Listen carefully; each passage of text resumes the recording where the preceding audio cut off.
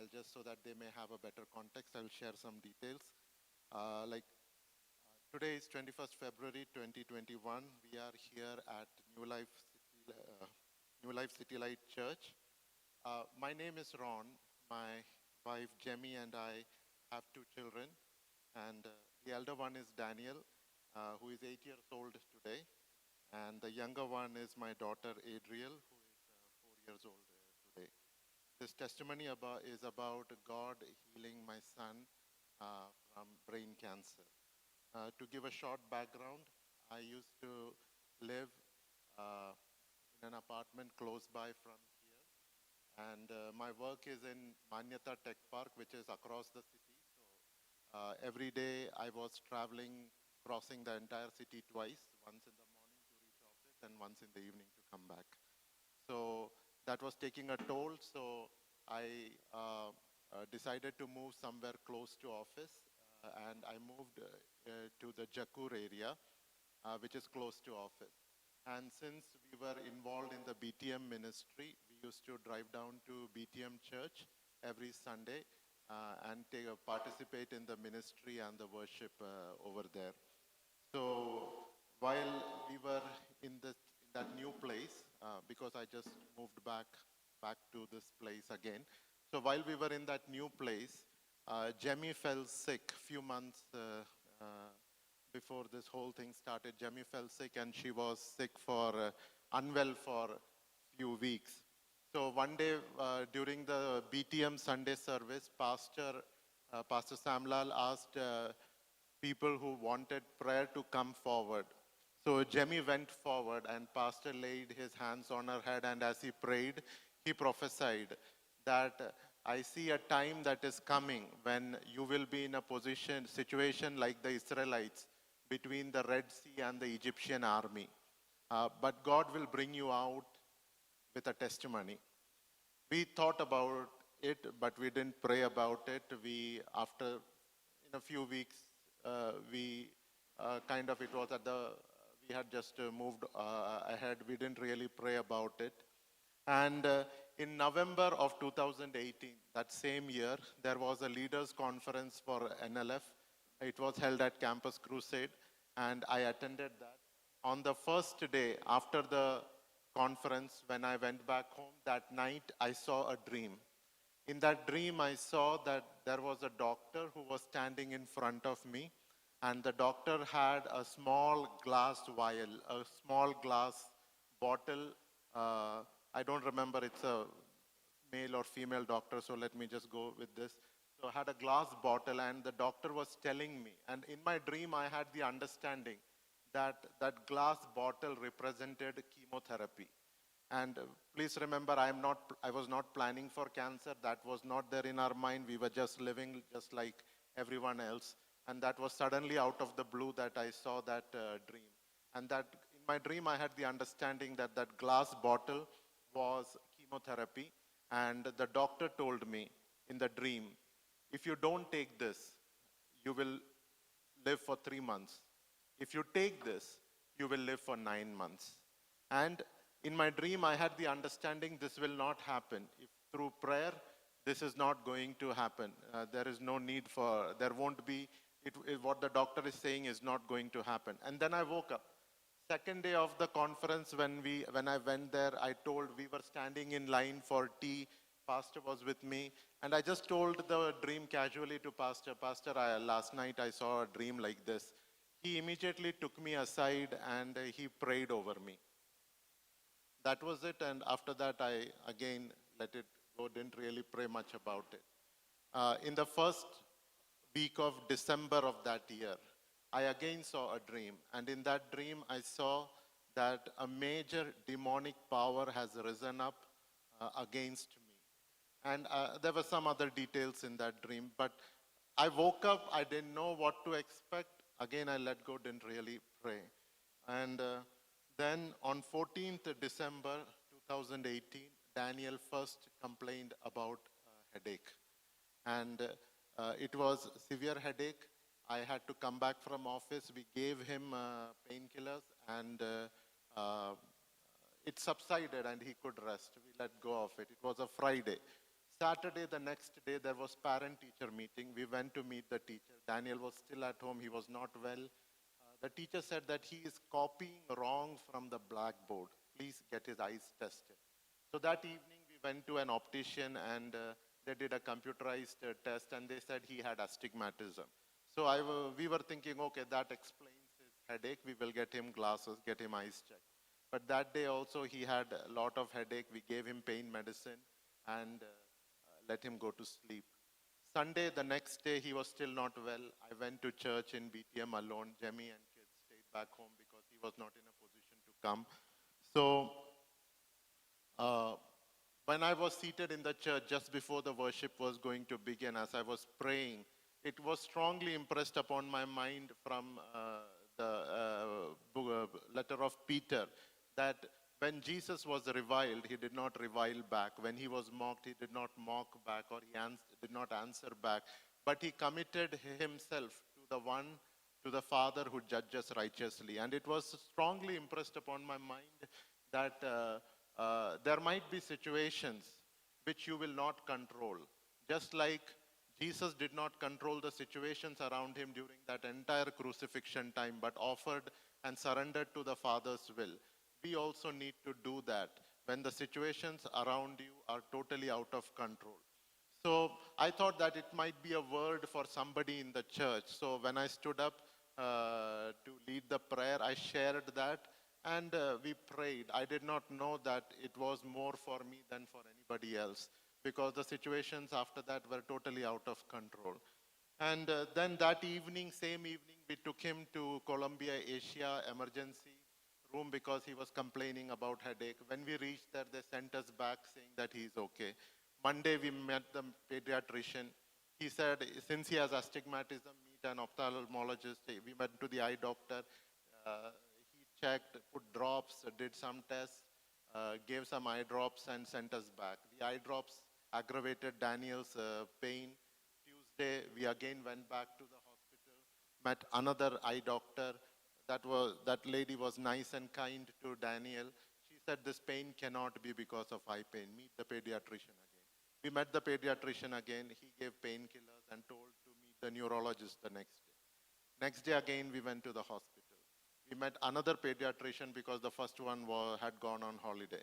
So that fellow said, no need to meet the neurologist. Take some painkillers, wait and watch.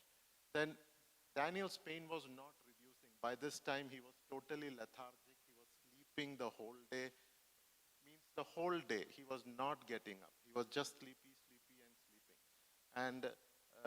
And by Thursday, I was frustrated because they were not diagnosing what was wrong with Daniel. So I decided to just let him rest because he was also getting tired. And I thought let him rest. And I did not go anywhere. Friday, we took him to a clinic that was recommended by a colleague. That doctor diagnosed it as sinusitis and told us to take an X-ray. So when we took an X-ray and came back to him, he saw water collection just above his left eyebrow. And that was exactly the point Daniel was complaining a sharp pain about. And he gave us some antibiotics and he said that if his pain does not reduce, please get a CT scan done. So next day Daniel felt better. And another thing was Daniel had not passed motions for almost a week or 8 days. And so the doctor gave us an enema to administer to him. So on 24th December, which was a Monday, I took off from office. We administered the enema to him in the morning. He immediately felt the need to go to the toilet. And while he was seated on the toilet, he had a seizure. His eyes rolled back and he started falling back. Thankfully, Jemmy was with him and she screamed and she tried to revive him. I also ran to him and we revived him. We gave him biscuits, water, and he was trying to say, Papa, I'm fine, I'm fine. He tried to cooperate in every way and he tried to, just stay awake and do whatever we told him over the entire course of treatment. He tried to do everything that we tried with all his strength on whatever we tried to tell him to do.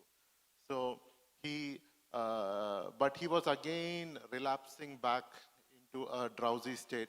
So we kept talking to him and we were panicking. We quickly took him and ran to the Columbia Asia emergency.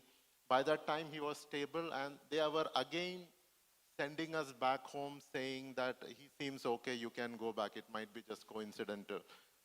But then they said, okay, just meet a pediatrician just in case. We met, he said, okay, let's take an MRI just to rule out few things. And then we took an MRI and it was evening by that time, none of us had eaten or done, had anything the whole day. And in the evening when the MRI was done, we were in the room. They called us back again. They said, let's do a spine MRI. The doctor has asked to do that. We did the spine MRI. And then the doctor, pediatrician came to visit and he told me to come out with him. I immediately knew because that doesn't sound very good when the doctor is calling you aside. So then he showed me the MRI and he said there is fluid blockage in his head that is causing the headache. The neurologist will come and talk to you. After some time, the neurologist came and he said there is a tumor that is blocking the fluid from draining from his head into his spine, and that is causing the pain. And he said the neurosurgeon will come and talk to you now. So by night 10 p.m., the neurosurgeon came and he talked and he said his surgery has to be done immediately it's that critical. I didn't know how to react because that was a major decision. I didn't know whether it's a scam. I didn't know. We were not expecting. I just didn't know anything. So I didn't know whether it's just simply to extract money, they are saying something, or whether it is real. I called up Pastor Samlal. He talked with Dr. Beena, and she said that if it is there on the MRI, then go ahead and do the procedure. Don't worry about it. And with that assurance, we gave our consent. And the doctor came immediately, 1 o'clock in the morning, Christmas morning. Daniel was wheeled in for his surgery. 3 o'clock, he came out. The doctor said that the surgery is successful. They put a tube through his brain to his stomach to drain the fluid. And immediately, since the pressure relieved, he was immediately back to normal. He was totally normal because the pressure from his head had relieved. 20 days, throughout that time, pastor had come. It was night. Pastor came, and with him, Bijo came. Bijo is in Germany right now, but he came at that time, and they both stayed with me in that hospital the whole night, and they prayed with me. They strengthened me because I was totally broken, but they being there was a big help for me. And then 1 week, on 9th January, we admitted him to Astor for his tumor removal surgery. They removed the tumor. It was somewhere in the middle of his brain. It was a very delicate procedure. It was an inaccessible area. We didn't know what to expect after the surgery. People said there would be side effects. He will not be able to speak. He will not be able to walk. He will not have balance, and all kinds of things might happen. But by the grace of God, the surgery was 8 hours long. Pastor had come and he was fasting. He stayed with us the whole time for that 8 hour of surgery. And Daniel recovered. On the first day itself, he walked. They did a surgery from here. Even if you see today, you will see that mark and the flatness of that area. But Daniel recovered. No side effects. Nothing happened to him. God preserved him. The only side effect he had was a temporary difficulty in looking down and movement of his eyes. But that also God removed after a few weeks. 1 week later, we gave that, after the surgery, we gave that, the parts, we sent the samples for biopsy. 1 week later, I got the report that it is malignant. It's cancerous. We don't know how cancerous. 2 days later, we got the report from Nimhans that it is grade 4. It is pineoblastoma. It's a rare form of cancer. It is grade 4. It is the most aggressive. And we took that report. We went to the neurosurgeon. He looked at I asked him for the prognosis. He said, not good, not good at all. And then from there, we went to Fortis Banerghatta. The doctor also didn't give us any hope. We went to HCG. They said, we can try. No hope, not much hope. So then we decided to take him to Vellore. We went to Vellore. We got him admitted. We did his MRI once again. We did his chemotherapy started, and his MRI revealed another complication. His cancer had spread from that spot all the way to the base of his spine. That was bad. There was cancer cells in his spine fluid. And on top of that, he had another rare complication called as leptomeningeal disease. And that again is a fatal complication. So, and rare complication. So it seemed like he was like viciously targeted in some way. I don't know, that's just my thought. When you are in a situation like this, you will think many different thoughts. But that's how it was. It seemed so bad. And there was no real hope. Okay, it was no hope at that time. And I don't know if I should say this, but we were told by, in some ways, that it was our fault that all this happened. So you feel a desire to defend yourself. Why will you do this to your own child? But then I told Jemmy, see, Jemmy, this is the lowest point of our life. We are not going to gain anything by, fighting. Okay? So whatever it is, let us repent before God. Nobody has suffered because they repented before God. They have only been blessed. So whatever we were told, that we had sins, we had pride, we were arrogant, whatever it was, we repented. We said, God, we are sorry for everything that we have done. And we also told God, we keep Daniel on the altar. We don't know what is your will, but whatever you choose, we will still serve you, because you are good. You won't do anything that is evil, and there is no darkness in you. So we kept him on the altar, and we surrendered to him. We said, whatever you do. His treatment was getting delayed, and whatever I read was the treatment should not get delayed. It should be immediate, and all those things. And one of the things about that leptomeningeal disease was that from the day of diagnosis, you have 3 months if you don't take a treatment. And if you take a treatment, maybe 9 months or 10 months. That's the kind of thing, just like I saw in my dream. And we met the radiation oncologist, and the oncologist also told us, you can expect maximum 1 year. So it was a hopeless situation for us, but we went on. God was gracious. His chemotherapy started, the first round, second round. He had 4 rounds of chemotherapy.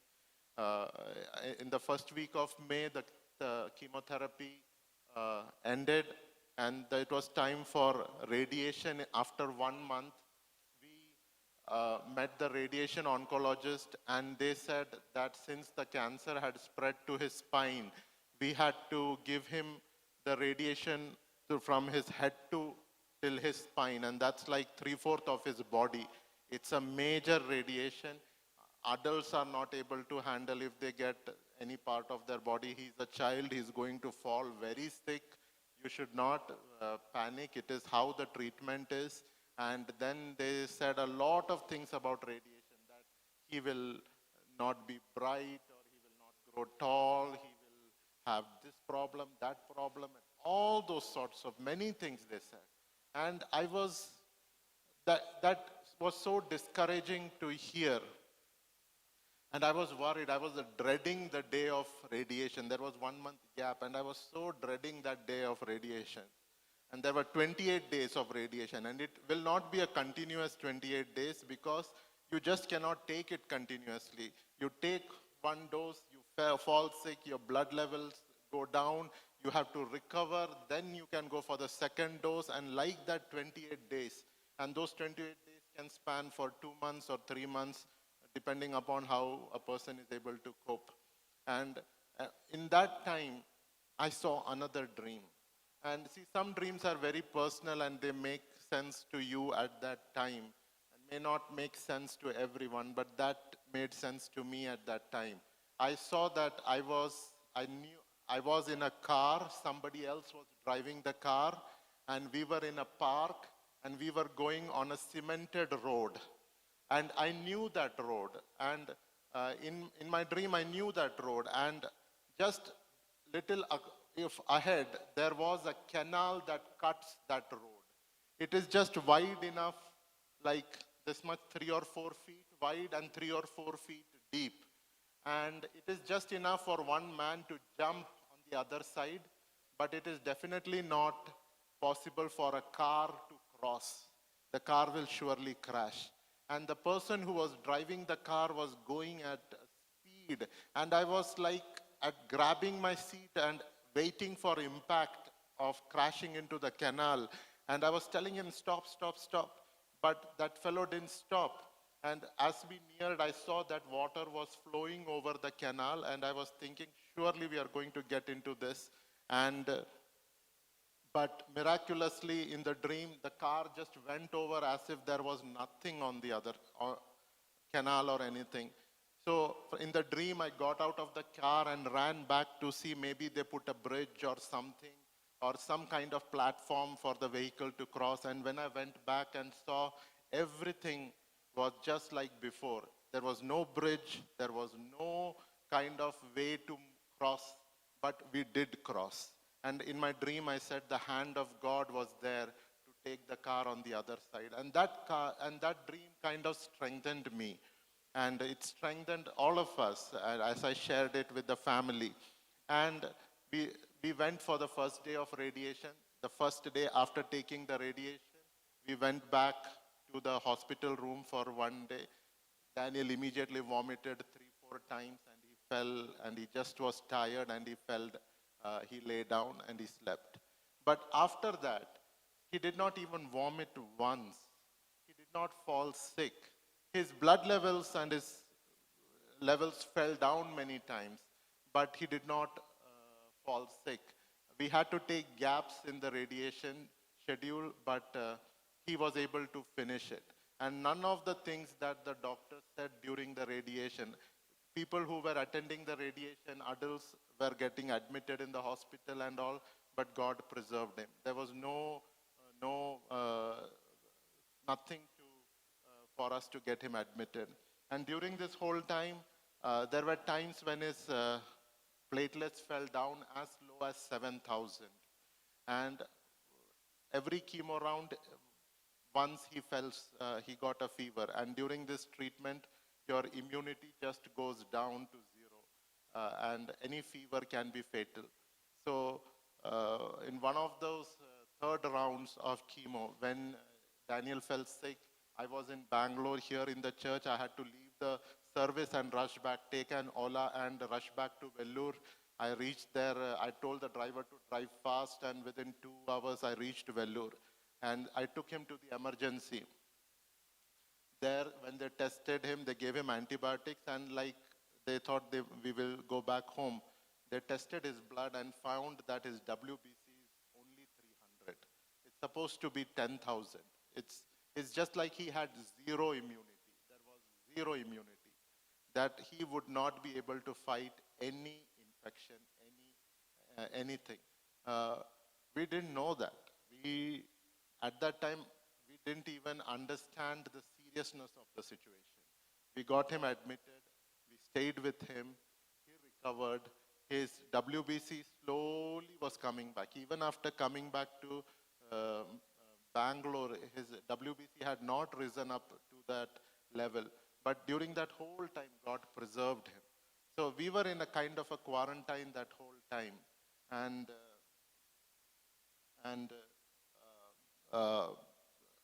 we took him to the hospital among sick people.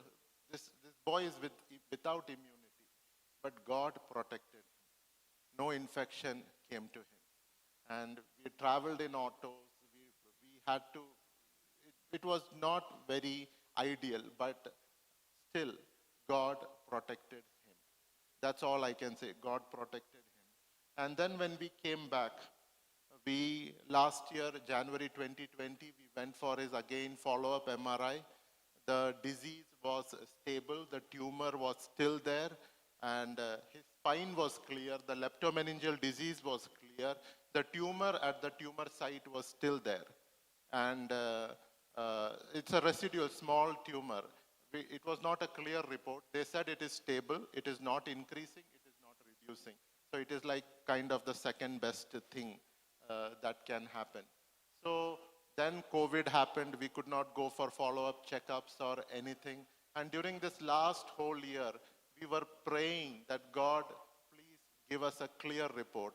And as a token of our faith, that God would give us a clear report. Every day during our family prayer, we would thank God. God, thank you for the clear report that you have given us.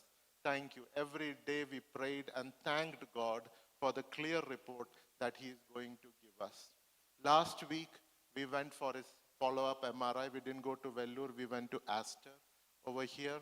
And we got his MRI report. It was all clear. It was absolutely clear. There was no residual tumor. There was nothing in, they couldn't detect anything. All his readings were normal. And I don't know, I'm not supposed to quote this, but I was talking to a doctor friend from Mangalore. He has been working in this ward, and he said, we used to pray for Daniel, but we didn't have much faith because we know what happens in this situation. So there was not really much, but this is like amazing. This is just incredible that what has happened. So it is not just a healing. He had pineoblastoma, a rare cancer with drop metastasis, which means it had spread with leptomeningeal disease, which is a rare complication. So it was not just a healing, it was a resurrection that God did for our family. And I have nothing I can say to anyone about how to face a situation or anything. I don't know why God healed. All I can say is that we received mercy from God. And mercy does not have any rational logic other than love. And that is just God's love that he showed to our family. He gave us our son back. And I am so thankful for all of your prayers, your encouragement, your prophetic words have been a cover for us. You strengthened us. I cannot tell you how much all those things meant to us during those past days when we had doubts and we had questions. Every word that you spoke, everything, every time you prayed, all of that meant so much to us. And we are so thankful to Pastor and Jinsi that even after coming back every week, our Daniel's name is put up on the screen, and all the church, the whole church used to pray for him. And I'm really grateful. There is nothing I can give in return for this kind of love and favor. There is nothing that I can offer to God for this mercy. It's just that God was merciful. And that is all I can say about God. God is faithful. God is merciful. We used to pray